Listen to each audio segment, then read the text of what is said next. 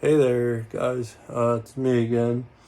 So in the last video, I went over blocking the skull lane, and we talked about the mass approach and the linear approach. I just wanted to share with you another one of my drawings that I kind of been working on, besides other stuff. So, a good idea is to actually maybe do one of these more mass-oriented approaches, and then what you can do is you can either get tracing paper, or you can there's this stuff called Duralar, which is like I don't know how to explain it. It's like an industrial tracing paper. Like it doesn't tear. It's really hard to damage it, which I like it because you can you can do a trace over. You could even get paint, and you could do a paint over if you wanted to like experiment with paint over. And you know what I mean, it's kind of like a basically it's an overlay, and you can play around with thinking more structurally and more linearly. That's not a word, but you know what I'm talking about. Like more linear. That's maybe the word I'm looking for. But you can really think more like that, and it won't get in the way of capturing what is in reality. You know what I mean? Like all of this stuff right here that I'm drawing as I'm speaking is very conceptual, but it does not exactly translate what's up there. You know what I mean? Like this, I would say, more translates to that than this does. This might, obviously has eye sockets, but if you squint down, what you see up there is this, which is light and shadow. You don't see like these harsh, sharp lines. You might see like a really dark value up against a like here. This background's kind of dark, right? And then right here, it appears that that's like this hard line, but really it's just a dark value against a light value that creates this illusion, like I talked about before. But this is a great way to kind of play around with the conceptual, more linear approach. And you can just have this on the side, right? And it's like a 3/4 sort of this conceptual, almost robotic, or you can call it a planar. And all of that is just thinking in terms of like sort of like mosaic tiles. Like each it's very straight line. You know what I mean? It's like as if all these were different planes, which is just like these little miniature tiles catching light. So this one right here would be hitting, the light would be hitting that, but then this one is going in the shadow, which is going down. But then you have this one that's starting to face upwards, and it's close to that, so it's going to get more light. Or it's like you could look at it like this is a light plane versus a shadow plane. And then like I'll even try to shade in that direction, right? So I'm trying to like pretend like I'm going in the flow of the form. And then you can feel that like this going down, and then this almost, you can always draw these cross contour lines, and all that is just like a line almost describing what's happening. You know what I mean? Like it's going like this, and then this is kicking out, then this is coming forward, and then this is, well, it's actually going inside of this form if you look at it like this. And that goes inside that nasal cavity. So there's a lot of fun to be had with that.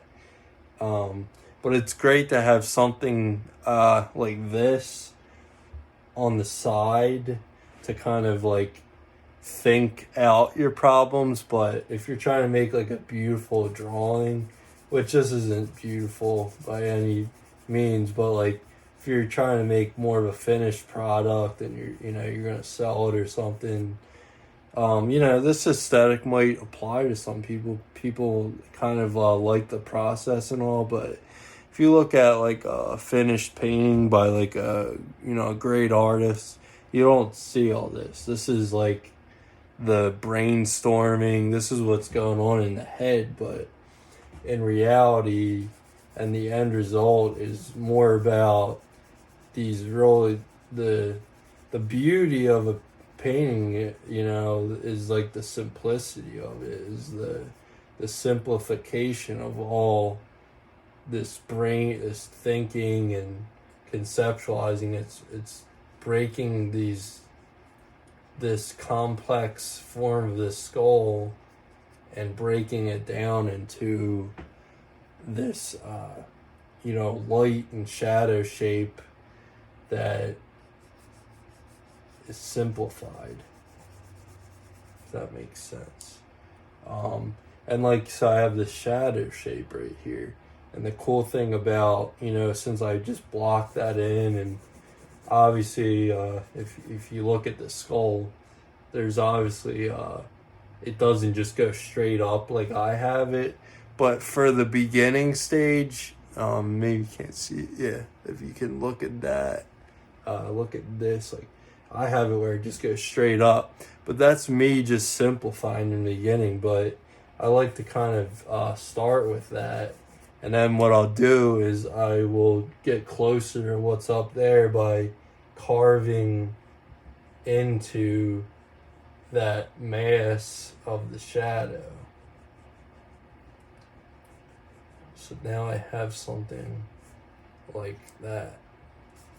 Now it's a little bit closer. It's not exactly there, but I'm not trying to go for exact in the beginning, right? I'm trying to go for general but specific at the same time. Like it shouldn't, it's got to look like it somewhat, but it's not. We're not trying to nail, we're not trying to put the nail in the coffin right away. That's not. This is only about, maybe, I guess I'm like about 30 minutes into the drawing, and it's still, it's very alien. It doesn't quite look like what I'm trying to do, but that's a, as weird as it sounds, that's the sign that you're actually on the right track. If you're like so specific and you got everything like drawn out, like a hard outline around everything. And obviously with this, yeah, there's a hard outline, but that's for learning purposes. But if you're trying to create like, a nice drawing that you're gonna, frame, and it's gonna be more of a finished product, you're not going to want all that hard edge lines all around it, So yeah, this is a good example of like a linear approach, very hard edged, versus like a mass approach, which is light and shadow.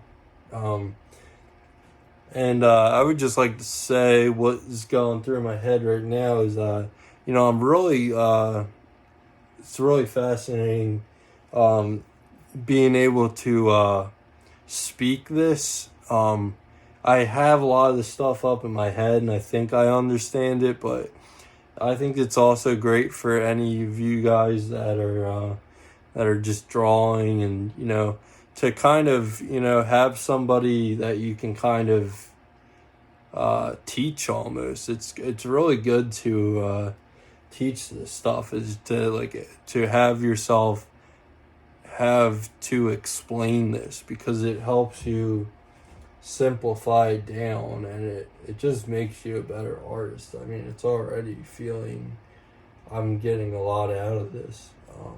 And this is only like my third video. So I don't know, maybe I think I'm doing pretty good so far. You guys would have to let me know that, I look forward to, your advice and what I can do to, anything I can do to better, help you better understand this stuff, So, I'm just starting to chop away at that. At first I just had this one angle, I simplified it. But now I'm noticing that, it's obviously more complicated.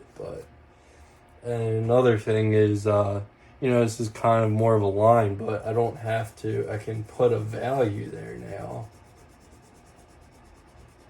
And now I can kind of, instead of drawing a line there, and I can kind of carve out at that shape more, right? So that's a thing. Another thing is now I'm seeing this part right here can maybe can come slant in more, so I can kind of darken that value, kind of take away and kind of cut in, right? Bring this up a bit, do that a little bit of that. You know what I mean? So it's a lot of sorry, I just my battery's dying. But it's a lot of push and shove, shapes